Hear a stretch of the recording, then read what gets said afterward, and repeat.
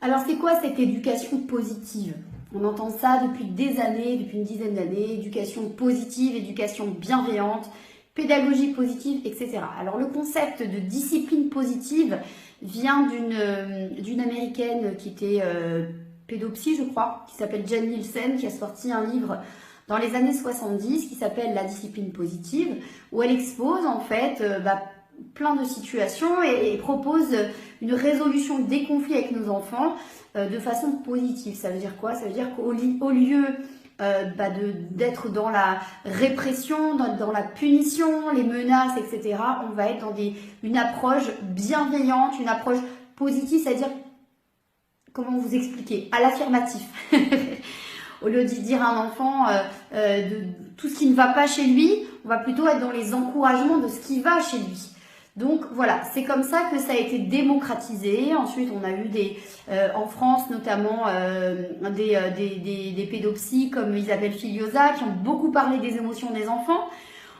On a aussi dans le passé le professeur Adler qui avait commencé toutes ces théories sur les approches bienveillantes que Jen Nielsen a aussi reprises.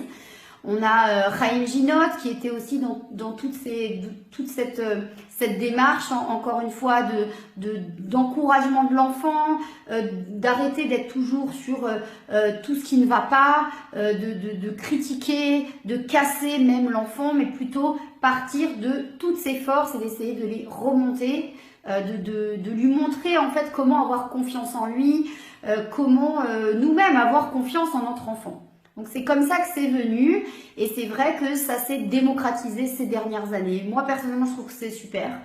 Je trouve que c'est peut-être des sujets qu'on entend, desquels on entend parler trop souvent. On a l'impression des fois que c'est un peu ouais bon ça va la mère parfaite ça va 5 minutes.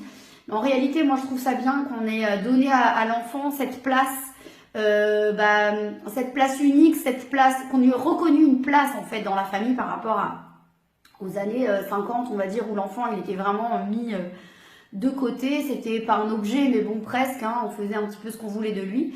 C'est vrai qu'à partir du moment où on a commencé à comprendre que l'enfant avait ses propres émotions, il avait son développement psycho-affectif, qu'on devait le respecter nous en tant que parents, et bien moi je trouve que c'était c'est super, ça nous a vraiment aidé à savoir comment gérer nos enfants.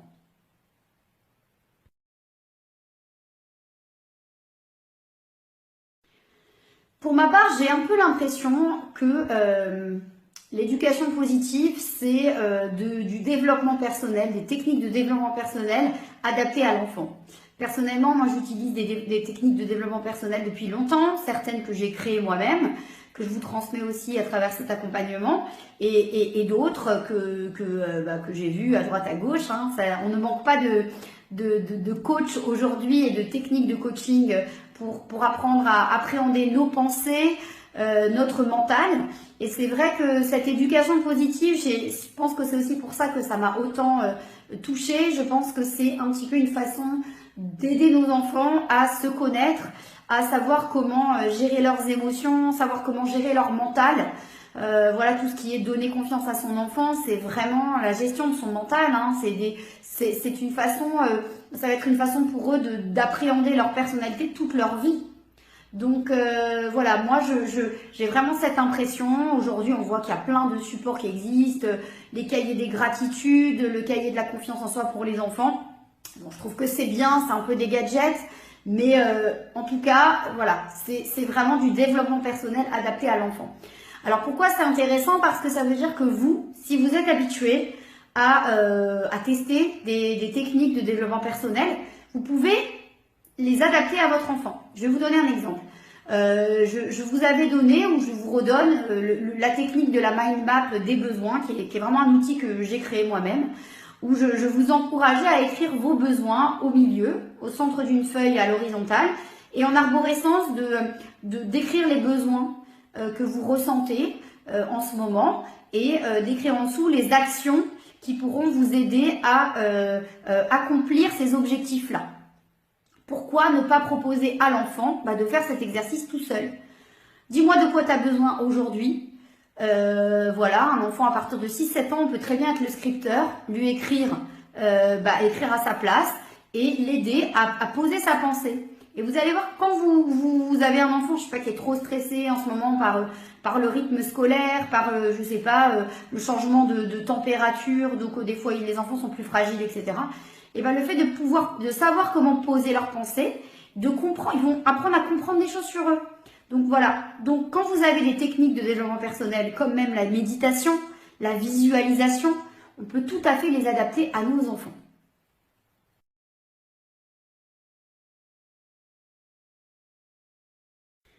Une thématique qui est aussi très intéressante à aborder sous le prisme du développement personnel, c'est la différence d'éducation entre le papa et la maman.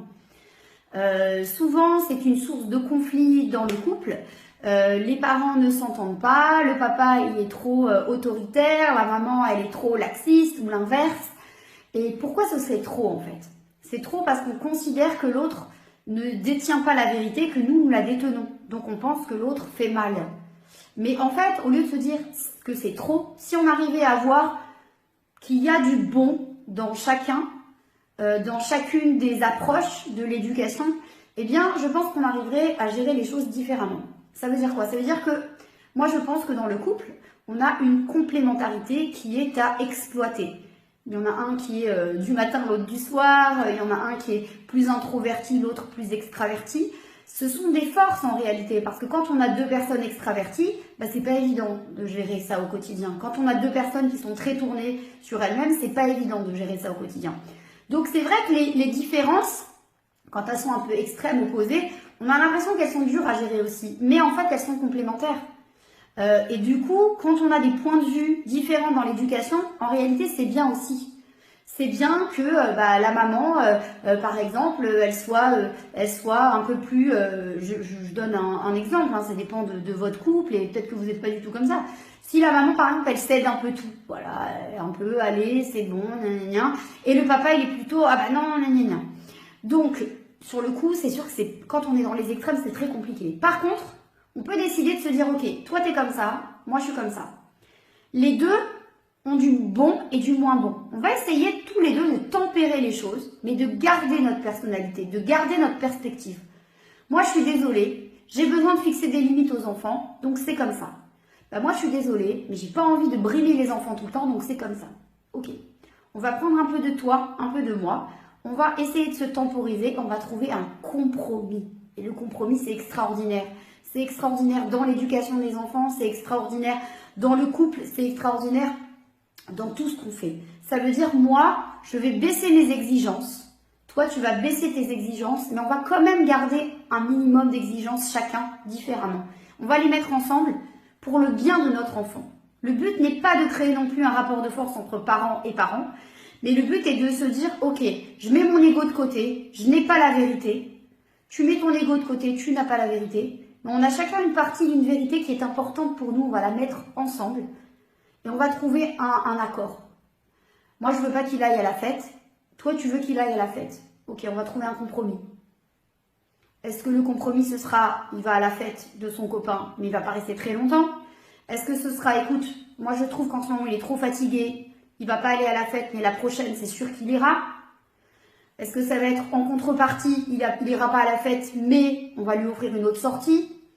Est-ce que ça va être, il va à la fête, mais comme il est très fatigué, bah, toute la semaine, il va dormir plus tôt? C'est vraiment des... En fonction de la situation, vous pouvez trouver des compromis si vous le voulez. Si vous voulez que chacun reste sur ses positions et passer votre temps à dire « Oui, mais lui, mon mari, il est trop ci, et moi, ma femme, elle est trop ça », on va pas y arriver en fait. Et les enfants, vous savez qu'ils sont intelligents, ils vont s'engouffrer dans les failles et ils vont se dire « Ah, papa et maman sont pas d'accord, allez, on va en profiter ». Et ça, il faut éviter. Ce qui est important pour nos enfants, c'est de faire bloc. Pas bloc pour dire on bloque, mais pour dire on sait où on va, on veut te mettre en sécurité psycho-affective, donc papa et maman, on prend nos décisions ensemble, on trouve des compromis ensemble pour te donner le meilleur.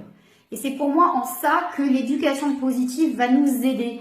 On va essayer de trouver le positif de chaque chose. Au lieu de se dire, bah toi t'es comme ça et moi je suis comme ça, on n'y arrivera jamais. On va dire, ok, toi t'as cette force, moi j'ai cette force.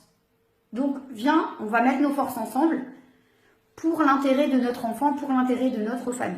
Je vous encourage vraiment à essayer ça parce que ça peut vraiment vous donner une perception des choses complètement différentes et vous dire, ouais, bah en fait, finalement, c'est pas plus mal qu'elle soit comme ça, ma femme.